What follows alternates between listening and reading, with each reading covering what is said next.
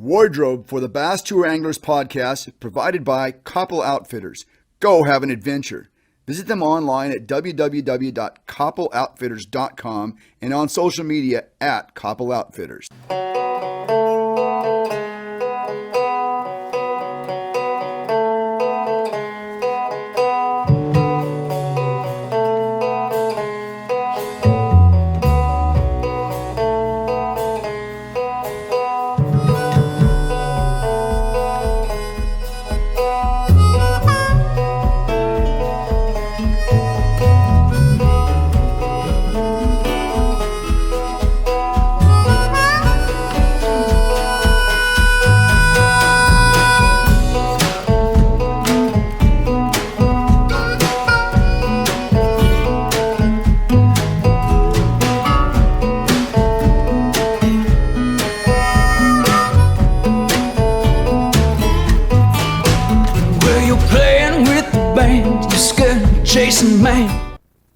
Hello everybody, welcome to Tour Talk for the week of July 26th.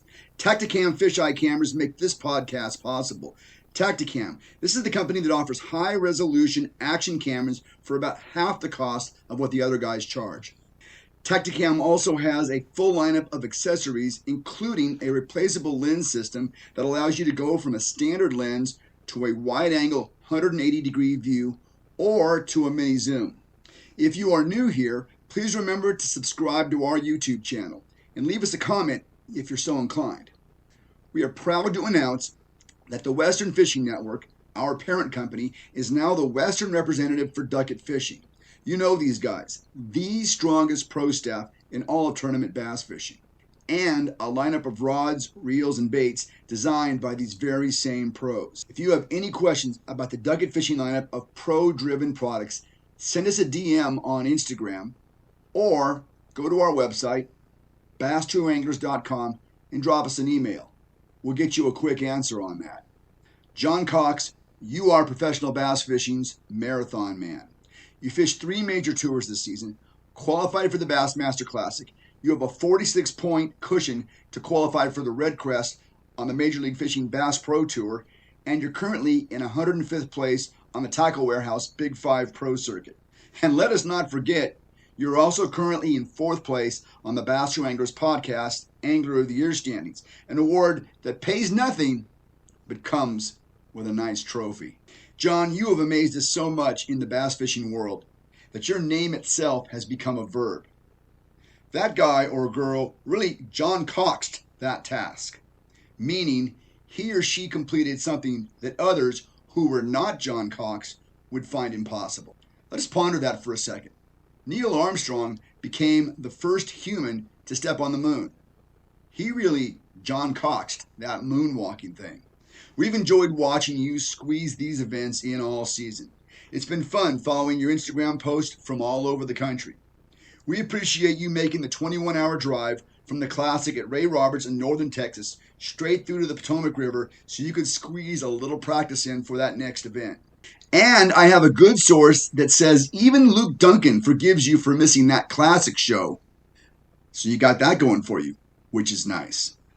Today, I thought, on behalf of all your fans, I could lay out at least a partial schedule of what your season's going to look like for next year. So John, sit back, relax, and let me show you what next year looks like.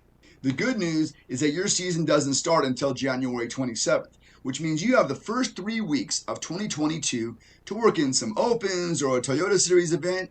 Lots of time. Your season gets started January 27th through the 30th, where you have a Major League Fishing Pro Circuit event at Lake Sam Rayburn in Texas. The week of January 31st, you're off, which is good because you haven't seen Major League Fishing's Bass Pro Tour schedule yet. The week of February 7th, you'll be at the St. Johns River in Florida for a BASS Elite Series event. The week of February 14th, you'll be at the Harris Chain for another BASS Elite Series event. The week of February 21st is an off week. Maybe you can do some sponsor work that week or something. The week of February 28th is Bassmaster Classic week, which takes place in South Carolina. The week of March 7th is off. You know, we still don't know what the Bass Pro Tour schedule looks like yet. The week of March 14th is a difficult week, and it's going to require a critical decision. Another Bassmaster Elite Series event, this one at Santee Cooper. But there's also a Major League Fishing Big 5 Pro Circuit event at the Harris Chain. John, in this case, missing the Elite Series event will probably cost you a Classic qualification. But missing the Major League Fishing event will probably cost you qualifying for that tour's title event.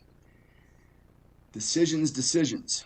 Here's a sneak peek ahead. You're going to have to decide later in the season between a Major League Fishing title event or the 8th BASS Elite Series event, which is in South Dakota. You made the 2022 Classic missing one event, but to qualify for Major League Fishing's title event, you'll need to miss 2 BASS Elite Series events. Man, that's a lot of stress. I'm glad I don't have to make this decision. The weeks of March 21st and March 28th are off weeks.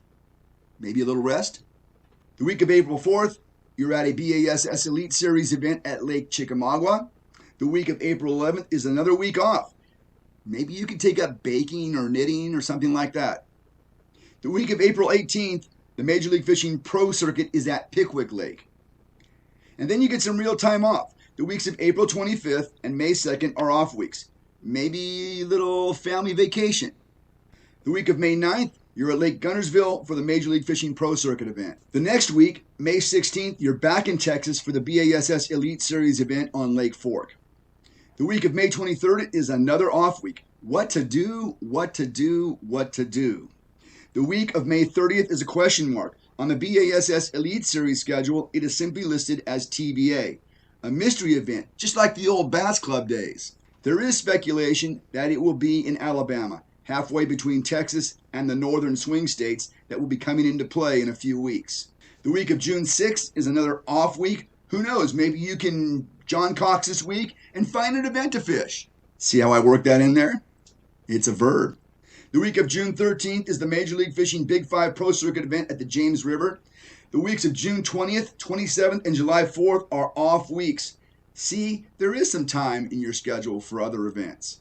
The week of July 11th, you're back to work at the BASS Elite Series event at the St. Lawrence River. The week of July 18th, you're off. This would be a good time to binge watch The Sopranos, if you haven't done that yet. The week of July 25th, you have the final Major League Fishing Pro Circuit event at Lake Champlain. The weeks of August 1st and 8th, you are off. Then there's the week of August 15th. Another decision to be made here, as Major League Fishing's title event takes place on the St. Lawrence River. There's also the 8th stop on the BASS Elite Series, which takes place in South Dakota at Lake Oahe. Then, John, you finish up your schedule the week of August 22nd with the final BASS Elite Series event in Wisconsin on the Mississippi River. That was exhausting to talk about, much less to complete. The logistics of a tour like this alone is going to require a John Cox-like effort.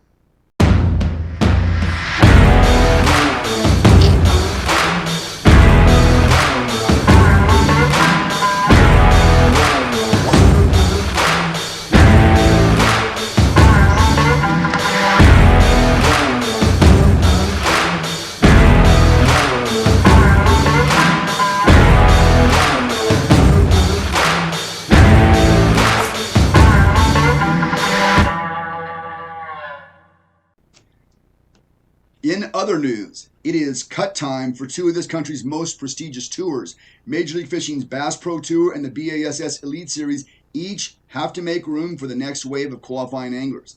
Needless to say, there are pros on each tour who are feeling the heat at the possibility of being removed from the roster because they are at the bottom of the Angler of the Year standings for their respective tours. Major League Fishing's Bass Pro Tour holds tight to an 80 angler field. This season, the top 10 anglers from Major League Fishing's Pro Circuit will rotate in to the Bass Pro Tour, and the bottom 10 anglers in the Bass Pro Tour will rotate out.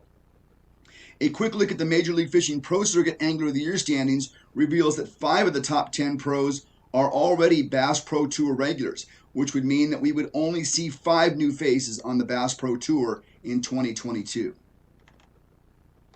The BASS Elite Series cuts are a little less clear. Bass has always been a little vague about the absolute size of their field. This year's elite scoring system is based on a 100 angler field, as this season started with 100 anglers and ended with 95. A quick check at recent years showed that BASS has run its Elite Series with a field size ranging from 75 anglers in 2019. That's the year of the big split, when some anglers jumped to the Bass Pro Tour and some anglers decided to stay with BASS, to a field size of 113 in 2015, which is when the BASS Elite Series was the home to all of bass fishing's top pros. Crunching the numbers, we discovered that the average starting field size for the BASS Elite Series since 2014 has been 101.5. Here's where it gets confusing and a little bit controversial. At the last event of this season's BASS Elite Series at the St. Lawrence River, cut numbers were being talked about, but how many anglers would be cut was not clear. We know that 13 more anglers will be added for next year, as 12 will come in to the BASS Elite Series from the open events, and one will come as the winner of the Bass Nation Championship. The question seems to be, what field size does BASS want for the Elite Series? There are currently 98 Elite Series pros either active or with medical exemptions. If no cuts were made, this would mean next year's field would start at 111, assuming that nobody retires or takes any leaves of absence. This number would be within the precedent of past years when we have seen as many as 113 anglers start the Elite Series. One scenario that has been mentioned by people I have talked to suggests that as many as 23 anglers will be cut this season, reducing the field to 90 for next year. We all know that professional anglers still fund their own prize pool, so keeping all the elites would only add to the payouts at each event. Why do any cuts need to be made at all? Each angler on tour is essentially a franchise of BASS. Each angler on tour is themselves a business. Assuming that the angler has managed to build enough sponsors and financial backing to stay on tour, why does anyone need to be removed? I can see a need to limit the field if these were no entry fee events. If tour sponsors were funding the payouts, limiting the field would be a legitimate reality. But anglers fund these prize pools as they have from the very first fruit jar event.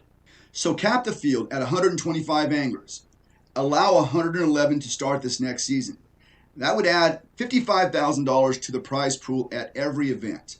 The Elite Series loses no prestige in allowing 111 anglers to start the tour next year. It is still elite and very difficult to qualify for. Change. It's inevitable. To improve, you must adapt. The sport is evolving. A paradigm shift is a fundamental change of basic concepts. Don't get left behind. Introducing Paradigm. Paradigm Reels by Ducket Fishing. Pro-driven. With no events this week, I had a little time to do some research on payouts of these pro events. We have a lot to be thankful for in the United States. A stable economy is something we all take for granted. That said, we do have inflation. What would cost $1 in 2006 costs about $1.35 today. That's not terrible. Professional bass fishing seems to be that rare entity that has not been affected by inflation. Payouts today are still the same that they were in 2006, and entry fees are also about the same. A lot has been said about payouts not changing much in the years since BASS first started the notion of an elite-style tournament format. In this chart, we can see that the 2006 Elite Series paid $100,000 to the winner of an event, and the 2021 Elite Series also paid $100,000 to the winner of an event. This chart also shows that a Major League Fishing Bass Pro Tour event pays $100,000 to the winner of a regular tour event, and it should be noted that a Major League Fishing Big 5 Pro Circuit event also pays $100,000 to the winner of an event. There are some differences in the payouts to lower placing anglers, but that is due to the differences in entry fees that anglers pay to play. While that may not sound like progress in the payouts, consider that entry fees haven't changed much since 2006. As long as professional bass fishing prize pools continue to be funded by the anglers, we should not expect to see these prizes increase, unless entry fees increase or the field sizes increase. Just about the only thing that has changed over the years is the size of the fruit jar. This segment is brought to you in part by Swim Baits Plus. Are you looking for that hard-to-find swim bait? Are you looking for that impossible rare color? Are you looking for great prices? Visit them on Instagram at @SwimBaitsPlus. If I had $5 million, I would start the Bass Tour Anglers podcast tour.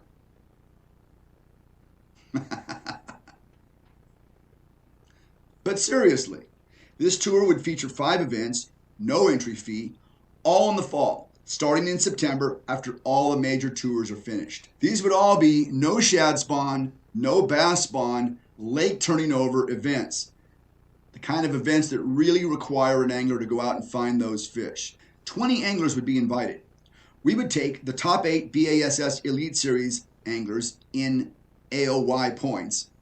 We would take the top Major League Fishing Bass Pro Tour anglers in AOY points.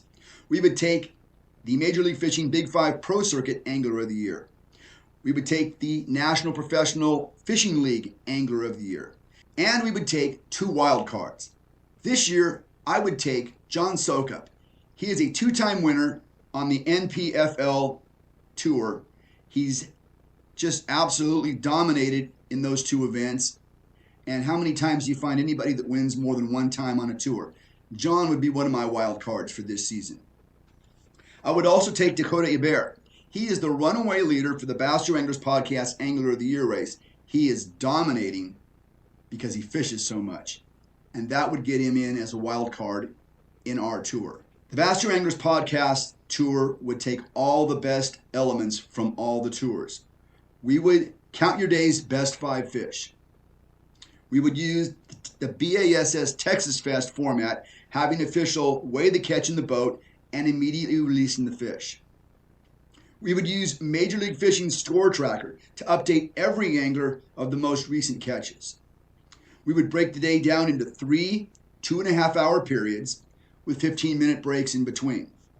We would use National Professional Fishing League's 3-day, every angler fishes all 3 days format. With the $5 million, I would spread that out over 5 events, and we would have a $400,000 first prize, $150,000 for second, $75,000 for third, $50,000 for fourth, $35,000 for fifth, $20,000 for sixth, 19, 18, 17, 16, and places 11 through 20 would take home $10,000. That would leave us with enough money to hold $100,000 over at each of our 5 events. That money would roll over and be paid to the Angler of the Year at the end of the 5-event tour. The field would change every year. Anglers would still need to do well on their identified tours. This tour would once and for all tell us who the top anglers are in the world, at least for 1 year. All I need now is $5 million.